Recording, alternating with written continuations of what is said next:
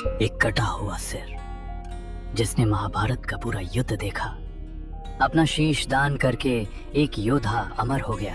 लेकिन जो सिर कुरुक्षेत्र में भगवान कृष्ण ने मांगा था, वो राजस्थान के सीकर में कैसे पहुंचा?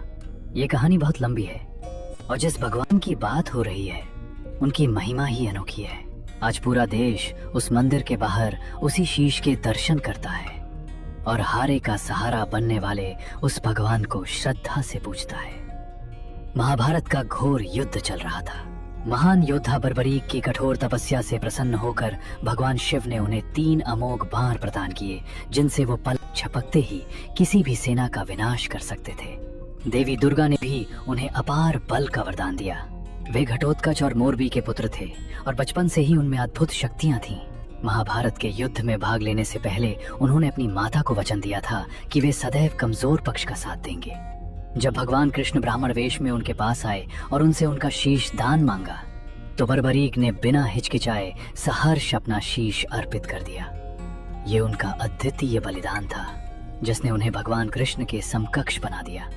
कृष्ण ने उन्हें आशीर्वाद दिया कि कलयुग में वे श्याम नाम से पूजे जाएंगे और अपने भक्तों का उद्धार करेंगे। राजस्थान के सीकर जिले में एक दिन एक गाय चरते चरते एक विशेष स्थान पर जाकर अपने आप दूध देने लगी। वीरान स्थान पर ऐसी घटना देखकर लोग चकित हो गए। जब उस स्थान की खुदाई की गई तो वहां से एक अद्भुत शीश प्राप्त हुआ। श्याम बाबा का शीश घाटू कैसे पहुंचा? इस बारे में 2 मान्यताएं हैं।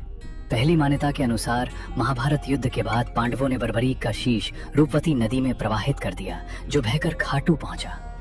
बाद में जब गाय चराने वाले ग्वाले को यह शीश मिला तो उसने उसे जागीरदार को सौंप दिया। जागीरदार ने खाटू श्याम जी का मंदिर बनवाया। दूसरी मान्यता के अनुसार स्वयं भगवान कृष्ण ने बर्बरीक के शीश को खाटू गांव में स्थापित किया और उन्हें श्याम नाम दिया। उन्होंने कहा कि कलयुग में वे हारे का सहारा बनकर पूजे जाएंगे। मूल मंदिर का निर्माण 1027 ईस्वी में राजा रूप सिंह चौहान और उनकी पत्नी नर्मदा कंवर द्वारा करवाया गया माना जाता है। 1720 ईस्वी में ठाकुर के दीवान अभय सिंह ने मंदिर का जीर्णोद्धार करवाया। खाटू श्याम बाबा के मंदिर के आसपास कई रहस्य छिपे हुए हैं। श्याम कुंड जो मंदिर के पास स्थित है, उसका विशेष महत्व है। ऐसी मान्यता है कि इसी स्थान पर बर्बरीक का शीश प्रकट हुआ था। एक कम ज्ञात कथा यह भी है कि इस कुंड का जल सामान्य नहीं है। कहा जाता है कि जब भगवान कृष्ण ने बर्बरीक को श्याम नाम दिया तो उन्होंने इस कुंड को भी एक विशेष वरदान प्रदान किया। मान्यता है कि श्याम कुंड में स्नान करने से केवल शारीरिक कष्ट ही नहीं मिटते, बल्कि मन को भी गहरी शांति मिलती है। कुछ पौराणिक कथाओं में उल्लेख है कि भगवान कृष्ण ने इस कुंड में कुछ दिव्य जड़ी बूटियां भी मिलाई थीं, जिससे इसका जल औषधीय गुणों से युक्त हो गया। इसी कारण आज भी श्रद्धालु इस कुंड में डुबकी लगाकर रोगों से मुक्ति की प्रार्थना करते हैं। खाटू श्याम जी से जुड़ी एक और रोचक कथा मंदिर परिसर में स्थित एक अलौकिक पेड़ की है। ये कोई साधारण पेड़ नहीं है। कहा जाता है कि ये हजारों वर्ष पुराना है और स्वयं बाबा श्याम की दिव्य ऊर्जा से जुड़ा हुआ है। एक किंवदंती के अनुसार जब मुगल शासक औरंगजेब ने मंदिर को ध्वस्त करने का प्रयास किया, तब इस पेड़ ने अपनी शाखाओं से मंदिर को ढक लिया था, जिससे सैनिक मंदिर तक पहुंच नहीं पाए। उन्होंने इसे काटने की कोशिश की, लेकिन हर बार यह और अधिक घना होता गया। अंततः सैनिकों को पीछे हटना पड़ा।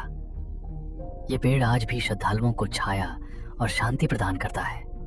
इसके पत्तों को प्रसाद स्वरूप ग्रहण किया जाता है, जिससे भक्तों की मनोकामनाएं पूर्ण होती हैं।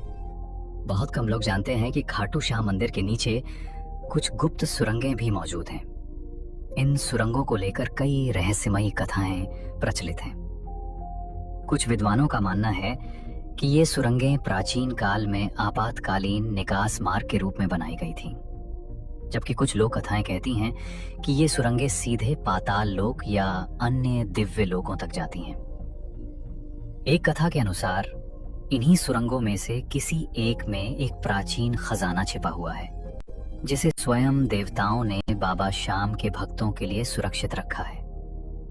हालांकि इन सुरंगों के प्रवेश द्वार अब बंद कर दिए गए हैं और उनके रहस्य आज भी अनसुलझे हैं। ये सुरंगें मंदिर की प्राचीनता और उसकी रहस्यमयी आभा को और भी बढ़ा देती हैं। क्या आपने कभी इस रहस्य के बारे में सुना है? क्या आप कभी खाटू गए हैं? अगर हाँ, तो हमें कमेंट सेक्शन में जरूर बताएं। जय श्री श्याम।